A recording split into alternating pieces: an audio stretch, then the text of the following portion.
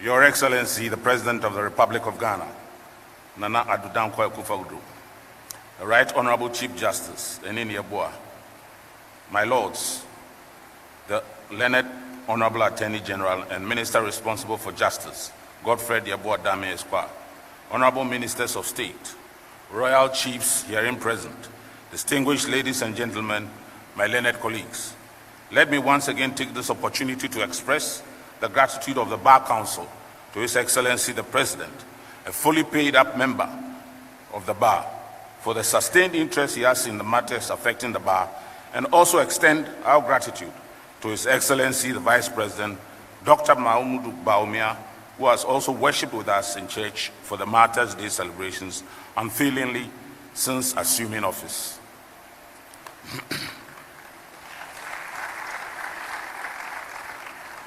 Special thanks go to Fountain Gate Chapel and to Reverend Eastwood Anaba for his extreme show of kindness to the Ghana Bar Association in allowing us to use all of these facilities for free.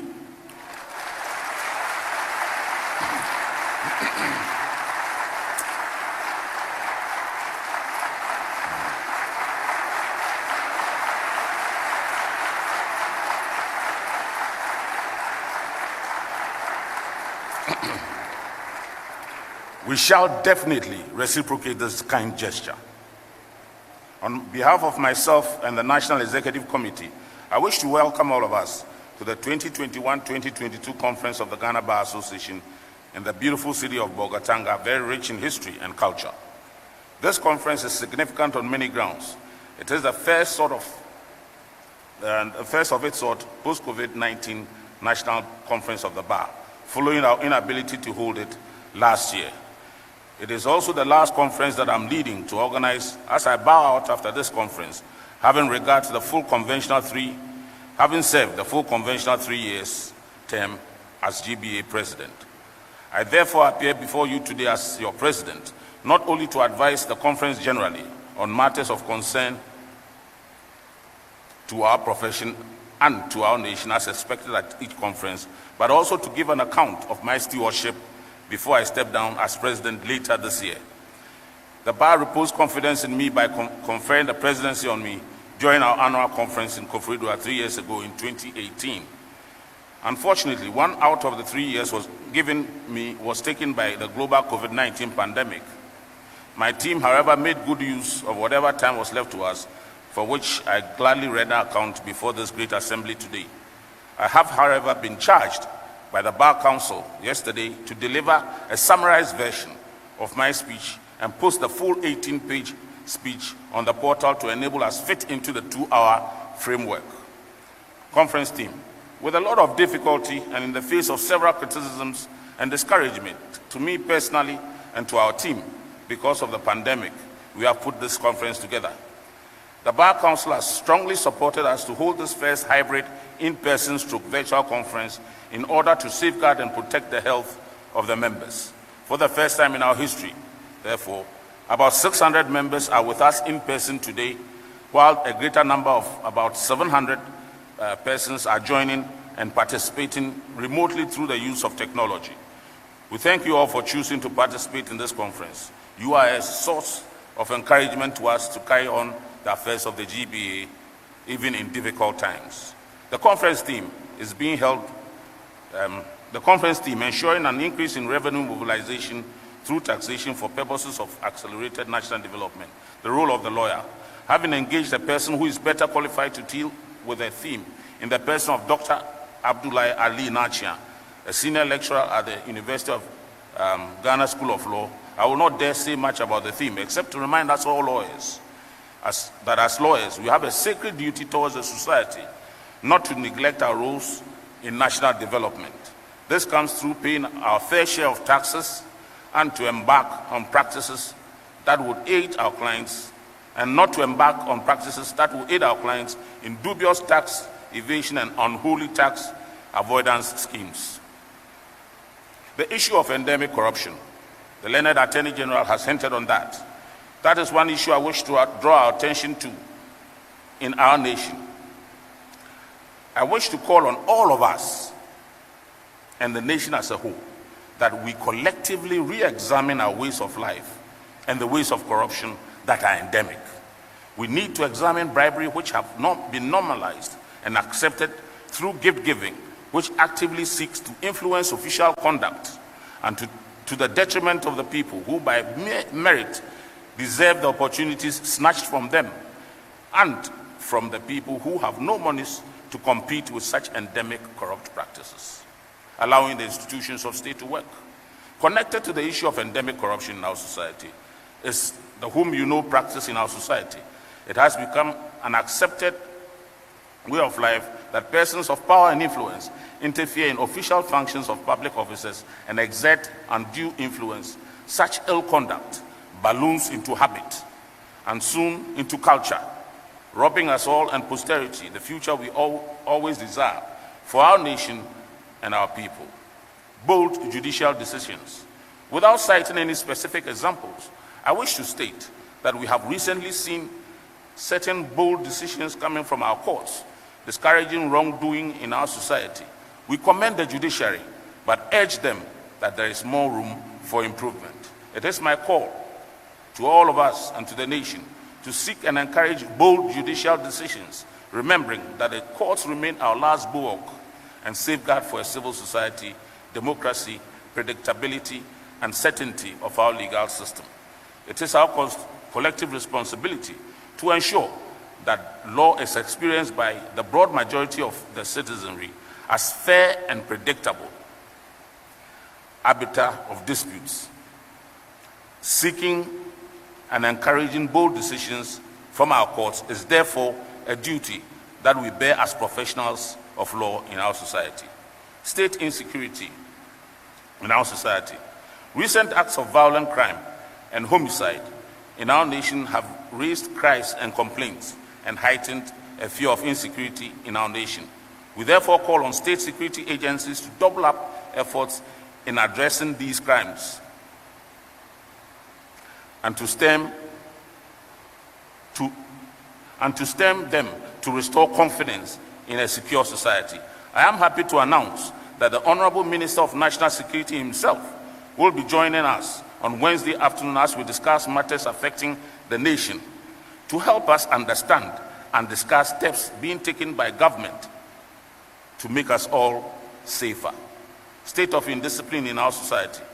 The right to privacy of our communication is guaranteed by the Constitution, hence the protection of the right of anonymity.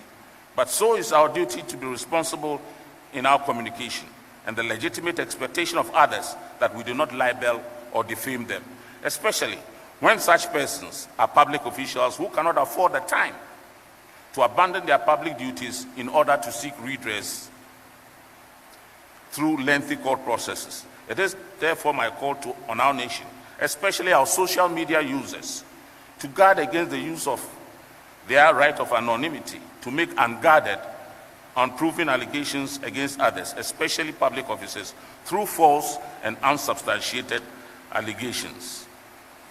Training of new lawyers. The subject of training of new lawyers has engaged the nation's attention for some time now. One of the identified short-term solutions is the expansion of training facility of the law school. His Excellency the President of the Republic is fully in support of this, as well as the Right Honorable Chief Justice and the Attorney General.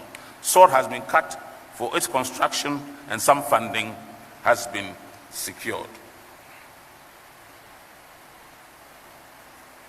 Inclusion of young judges and magistrates in the bar's welfare housing scheme. We already have a welfare scheme in place for our lawyers for alleviation of financial burdens during bereavement and unavoidable events in life. We sought to expand our welfare scheme with the provision of mortgage facilities for lawyers. We have gone quite far in this scheme.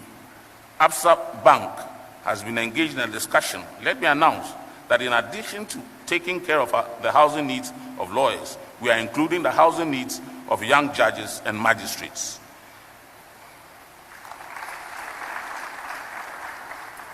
The inclusion of young judges in this scheme will go a long way to benefit them, because the intention is to ensure the housing comfort of these young judges and magistrates so that they can no longer live in fear of transfers nor be scared of the prospect of transfers to rob them of their judicial boldness. ICT projects. Let me finally turn to my favorite subject of ICT projects. It was my campaign promise in 2018 to modernize the bar using ICT tools. I composed a 3-member IT team immediately upon assumption of office. It was chaired by and supervised by Justin Amenuvo Esquire in his capacity as National Secretary, and therefore later replaced by Yabof Esquire when he fully assumed duty in the national office. The remaining 2 members are Susan Nyampong Esquire and Kweku Buedu Esquire. Susan has a keen interest in ICT and has so far acted as the product owner of all ICT products created in our ICT reforms. Kweku, who is a law lecturer in the University of Ghana School of Law and a specialist in IT law, complemented this team with his enormous skill and knowledge in IT and engineering before becoming a lawyer. Kweku is the chief architect and concept designer of our ICT projects. We engaged local programmers and contractors who implemented our ICT projects. We embarked on 23 ICT projects for which I gladly render stewardship today. As our first task, we successfully digitized all lawyer records from bar number 1, Mr. James Neville Porter Esquire, who was called to the bar on 5th April 1877, through bar number 26, John Mensah Saba Esquire, called on 16th September 1887, to Alice Mame Yeboah Nimako Esquire, bar number 7867, called on 28th May 2021. Ghana has therefore produced